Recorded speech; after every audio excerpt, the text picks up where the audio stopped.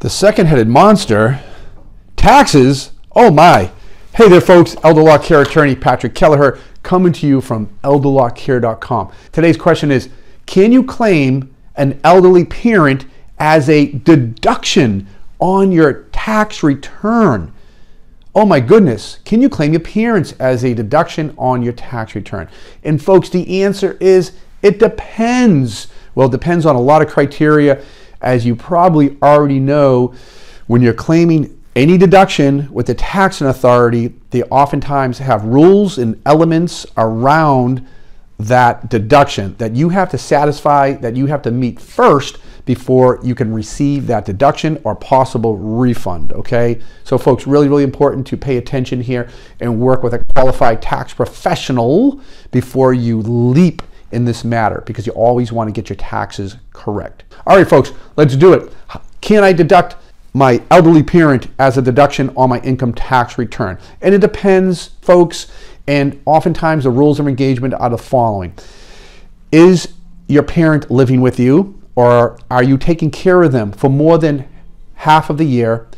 Are you paying for more than half of their expenses? Okay, folks, and there's other specific criteria as well that needs to be looked at. The other important criteria is, does your parent's income exceed a certain amount? And in today's tax dollars, that amount is $4,300 per year, excluding typically Social Security income. So long as your parent's income does not exceed $4,300 per year, excluding, in most cases, Social Security income, there are some exceptions to that rule, okay, then you may be able to claim your parents as a deduction. And so long as you're paying for more than half of their expenses. So a good example would be, you have an extra room in your home, you're the caregiver for your parent, and your elderly parent is occupying a room at your home.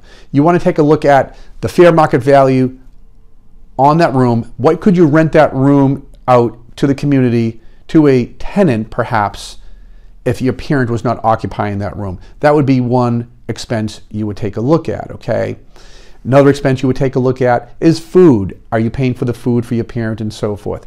Are you paying for medical devices and prescription medication and other medical things that your parent needs for their care? Add them all up, okay? Add them all up.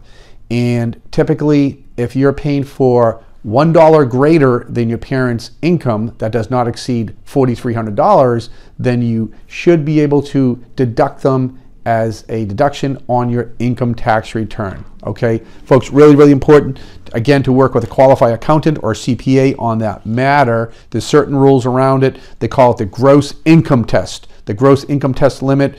Social Security, again, income generally not counted, but there are some exceptions on that as well. There's other rules around there as well. Your parents have to be a U.S. citizen, or a resident of Canada or Mexico. So really important to work with a qualified tax professional, folks, before you put pen to paper, or if you're doing your taxes yourself, get an opinion from a qualified accountant or CPA on that matter, okay? Because again, the devil is in the details. Folks, if you found this video helpful, please scroll down, post a comment, post a question, because a member of our elder law care team will get back to you as soon as possible. And folks, I also want to say kudos to you for taking care of your elderly parent, because the way I look at it, we owe our parents because they brought us into this beautiful world, and they likely took care of us for many years and some. So folks, if you like this video, scroll down, post a comment, post a question, because a member of our team will get back to you. Also, if you'd like to learn more, pick up a copy of our book, How to Avoid the Four-Headed Monster, Patrick Kelleher, on Amazon, or go to elderlawcare.com, because you will learn a lot. Folks, great seeing you. Hope to see you again soon at elderlawcare.com.